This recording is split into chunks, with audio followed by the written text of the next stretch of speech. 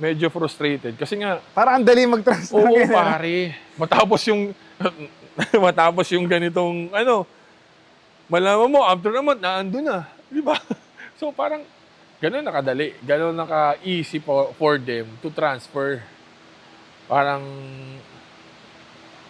I don't know, if they value loyalty sa, yun yung walang, hindi nagmamatter siguro sa kanila yung loyalty sa school. Ano ang ayaw mo sa mga bata ngayon na dapat nilang baguhin para umabot sila sa pro? Ako siguro, yung maghangad ka ng malaki in the college level. Yun siguro. Can you Kasi expound? Ano ibig sabihin? the real money or the real life itself is in the pro. Parang huwag kang makontento sa college. Yes. Huwag kang makontento or huwag kang maghangad. Kasi may mga iba ngayon na malaki magbigay ng allowance eh. Okay. Di ba? Parang kumbaga, parang nasa PBA na yung mga bata eh. Hindi yun dapat na i-look up mo. Kasi you only have 5 years. You only have 3 years sa college. The question there is, in those 3 years, na-market mo ba yung sarili mo ng maayos? Yung stock mo. Yes. Yung stock mo. Di ba?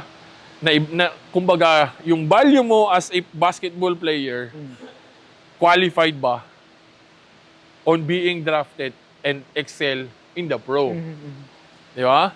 Kung talagang sobrang galing mo na makapaglaro ka internationally, okay, then fine. Pero all of those naman, maximum na siguro 5-7 years in international level. Balik ka rin dito eh. PBA level ka din eh. Di ba? The question there is, nakakuha ka ng allowance na malaki dito on a certain school, hindi ka naman nagamit. Paano ka mapipik ngayon? Paano ka ngayon mabibigyan ng maayos na kontrata? Di ba? Yun yung sa tingin kong pwedeng maging mindset ng bata. Na ako, I have potential. Titingnan ko ngayon yung sitwasyon. Like for example, in LaSalle, I am a guard.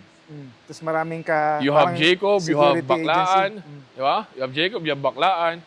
Ba't ko isisiksik ang sarili ko doon? Hindi ako magagamit doon. Although, makakakuha ako ng better benefit. Di ba? Kasi nga, allowance kami, ka. Pero hindi mo mayayanin yung sarili mo. Di ba?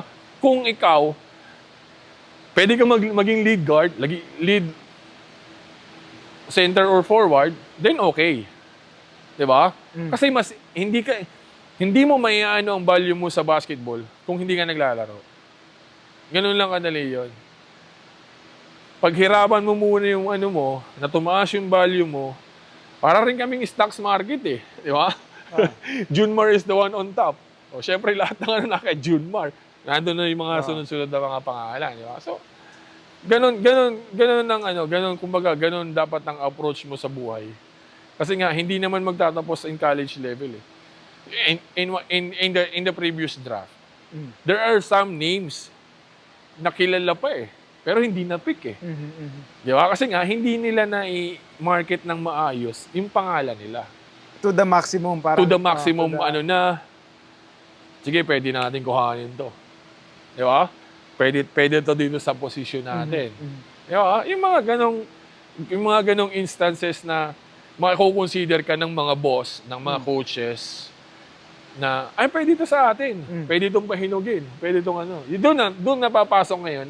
Pagka na-pick ka, nakapirma ka, doon napapasok ngayon, yung mo sa sarili mo na, bahala, tatrabaho na ako for me to crack a spot dito sa roster na to. Kasi pag tinignan mo yung lineup ng PBA, solid na yung 10. Lagi solido yung 10 eh. Parang isa, dalawa na lang siguro di ba? Magkaroon ka ng crack doon sa... Isang magandang example is Jonard Clarito. Jonard Clarito. Second round ba siya? Second round. Si Adrian, second rounder. Hindi naman ginagamit yan si Jonard in our previous coach. Pero ngayon, tingnan mo, silang dalawa ang tumatapos ng laro. Kumbaga, yung tiwala ni coach for them as a finisher, na andun na. Nakuha na nila yung tiwala. Yun yung sinasabi ko na kailangan mong pagtrabahuan for you to have a better position sa team. And for you to have a better contract sa ano natin. Kasi you wouldn't know naman eh. Kumbaga, star player ka dito, tapos may offer ka sa maging role player ka. Kung hindi mo yung playing time na dito, bababa ka din. Yung playing years mo, bababa din. Although you get a bigger amount of money, pero hindi ka magtatagal. So, yun yung kailangan, marami mga consideration pagdating mo dito. Hindi lang basta-basta, sige, perma ako dyan, okay dyan. Hindi ganun. Marami kang dapat i-consider. First of all, playing time. Diba? Second of all, yung community itself dito sa team mo. Kung, magiging maayos ba ako dito? Magiging okay ba ako dito? Magagamit ba ako dito? Yung chemistry mo with your teammates. Yes, with the team. Hindi naman pwedeng ikaw yung outcast doon sa ito, magkakasama ikaw. Diba? Hindi pwede yung gano'n. So,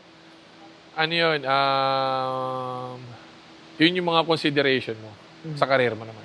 So kung college player ka, parang sinasabi mo ba sa kanila na, ang gusto mong sabihin sa kanila na, better ka na sa small school na 30 minutes per game ka than in a big school na 5 minutes ka lang? Yes. Kasi playing time naman ang inahabol ng lahat eh. Playing time ang Playing time dun tataas ang market value mo eh. Pero wala namang coach na paglalaroin ka ng 30 minutes tapos wala kang ginagawa dyan, di ba? Pagtitiwalaan kanila, kasi nga, may magagawa ka, may maitutulong ka. Kung makakaperwisyo ka dyan, dito katabi tayong dalawa dito sa side, di ba? Ganun naman yun eh. Yun yung tingin ko as a college level college player before, na kaya rin dati balanse ang collegiate level. Kasi nga, wala sila yung at the middle of my career, second year ko, lilipat ako sa ganito. Walang ganun eh. Wala kang nabalitaan ganun. Very seldom ka ng ganun. Cardona, lasal lang. Wala yung lilipat ka ng kabilang kampo.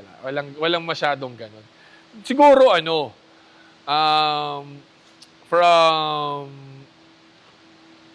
from Makulela team, tapos napunta ka dun sa pwede, di ba? Tapos nagagamit ka. May mga ganun eh. One good example is Mark Burburan. Nagkaabot kami ni Mark Burburan, rookie year namin, JRU siya, PCU ako. Okay. Oo, tapos JRU siya. Okay. JRU. Bago Mark Burburan, bago siya nag-UE. Yun good gamble kasi naging si Mark. Naging star player siya, di ba? Sa UE. Hindi mo rin naman alam kung nag-stay siya sa JRU, kung ano magiging career niya. Di ba? So, yun yung mga gamble na kailangan mong i-consider ngayon. Si Mark, gagamble siya sa ganun kasi may playing time naman siya. Plus, yung skills ni Mark before, kakaiba yung skills ni Mark. Tumataas ba kilay mo pag nakikita mo ngayon na parang grabe ka, parang wala lang yung pag-transfer from one school to another eh? Medyo frustrated kasi nga parang ang dali mag-transfer. Oo, pare. Matapos yung ganitong malaman mo after a month naandun na, di ba? So parang ganun nakadali, ganun naka-easy for them to transfer. Parang I don't know if they value loyalty sa yun yung walang hindi nagmamatter siguro sa kanila yung loyalty sa school. Kasi you're in a better position already. Ba't ka palilipat? Diba? Pero, decision nila yun eh. Kumbaga, nila yun? Gamble nila sa buhay yun. Pagka nag-backfire naman yung gamble nilang yun, sila rin naman ang problema. So, ako kahit ano naman ang nila, okay lang.